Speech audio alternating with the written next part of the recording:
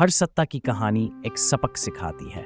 कुछ ताज तलवार से जीते जाते हैं और कुछ भरोसे से खो दिए जाते हैं। कभी कभी सबसे बड़ा खतरा दुश्मन नहीं होता, बल्कि वो होता है जो मुस्कुराकर गले लगाता है। बिजेंटीन साम्राज्य, जहां एक युवा सम्राट ने अपने सबसे करीबी दोस्त को ताज की चाबी सौंप दी और उसी दोस्त ने उसकी किस्मत मिटा दी। ये कहानी सिर्फ इतिहास की नहीं है, ये कहानी है अंधे भरोसे की। एक ऐसे भरोसे की जो दोस्ती के नाम पर मौत बन गया। Welcome to 48 laws of power. Law 2, दोस्तों पर ज्यादा भरोसा मत करो, दुश्मनों का इस्तेमाल करना सीखो।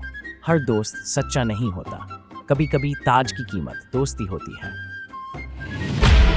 9वीं सदी ईस्वी। बिजेंटीन साम्राज्य, एक ऐसा दौर जब ताज और तलवार दोनों ही साजिशों से घिरे थे। युवा सम्राट माइकल तृतीय भोला, उत्साही पर अनुभवहीन। उसने अपनी मां एम्प्रेस थियोडोरा को सत्ता से हटाकर सिंहासन संभाला था। अब उसके चारों ओर थे लालची दरबारी, खून खराबे में डूबे राजकर्मी और धोखे से भरे मित्र। उसे किसी ऐसे व्यक्ति की तलाश थी जिस पर वह पूरा भरोसा कर सके, और उसकी नजर गई अपने सबसे करीबी दोस्त पर, बेसिलियस। कुछ साल पहले की बात है। माइकल महल के अस्तबल में घोड़ों को देख रहा था। अचानक एक जंगली घोड़ा बेकाबू हो गया और सीधा उसकी ओर दौड़ पड़ा। उसी क्षण एक नौजवान अस्तबल कर्मचारी ने दौड़ लगाई, अपनी जान पर खेलकर सम्राट को बचा लिया। उसका नाम था बेसिलियस, एक गरीब किसान का बेटा, लेकिन दिल से बहादुर। माइकल उसकी हिम्मत से इतना प्रभावित हुआ कि उसने उसे अस्तबल का मुखिया बना दिया।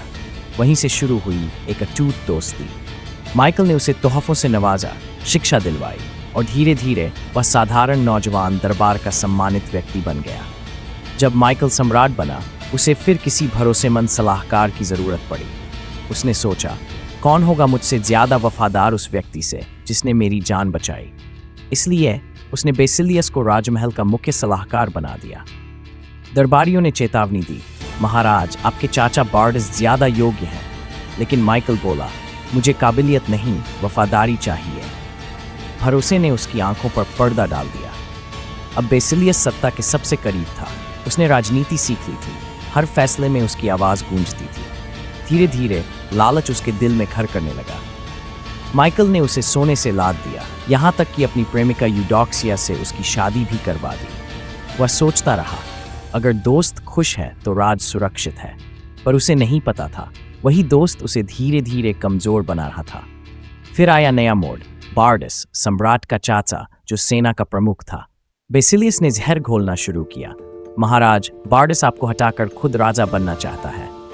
शक का बीज माइकल के दिल में गहराई तक जम गया, और एक दिन घुड़दौड़ के दौरान बेसिलियस ने भीड़ में ही बार्डस की हत्या कर दी। अब वह सेना का प्रमुख था। सत्ता, धन और प्रभाव, सब कुछ उसके हाथ में आ चुका था। कुछ साल बाद माइकल कर्ज में डूब गया। उसने बेसिलियस से कहा, थोड़ा धन वापस दे दो, मेरे राजकोष खाली हैं। बेसिलियस मुस्कुराया, महाराज, अब आपको मुझसे मांगने की जरूरत नहीं। उसी पल माइकल समझ गया, उसका सेवक अब उसका मालिक बन चुका था। एक रात जब माइकल नशे में सो रहा था, वह अचानक जागा। कमरे में सैनिक खड़े थे और उनके बीच था बेसिलियस। सैनिकों ने सम्राट पर हमला किया। बेसिलियस शांत खड़ा देखता रहा, जैसे वह इसी पल का इंतजार कर रहा हो। माइकल की आखिरी सांस उसके सामने टूटी। अगले दिन बेसिलियस ने खुद को सम्राट घोषित किया। वह घोड़े पर सवार होकर शहर में निकला, भाले के सिरे पर माइकल का कटा हुआ सिर लहराते हुए। ये कहानी सिर्फ एक राज्य की नहीं, ये कहानी है अंधे भरोसे की। दुश्मन को पहचानना आसान है, पर दोस्त जब धोखा दे तो वो जख्म उम्र भर रहता है। दोस्त दिल में जगह बनाते हैं और वहीं से वार करते हैं। सीख यही है, भरोसा करो पर सोच समझकर। अपने राज हर किसी से मत बांटो, और याद रखो, कभी कभी दुश्मन तुम्हारे सबसे भरोसेमंद साथी साबित हो सकते हैं। दोस्त की गलत पसंद जिंदगी की सबसे महंगी गलती होती है। यह था लॉ 2।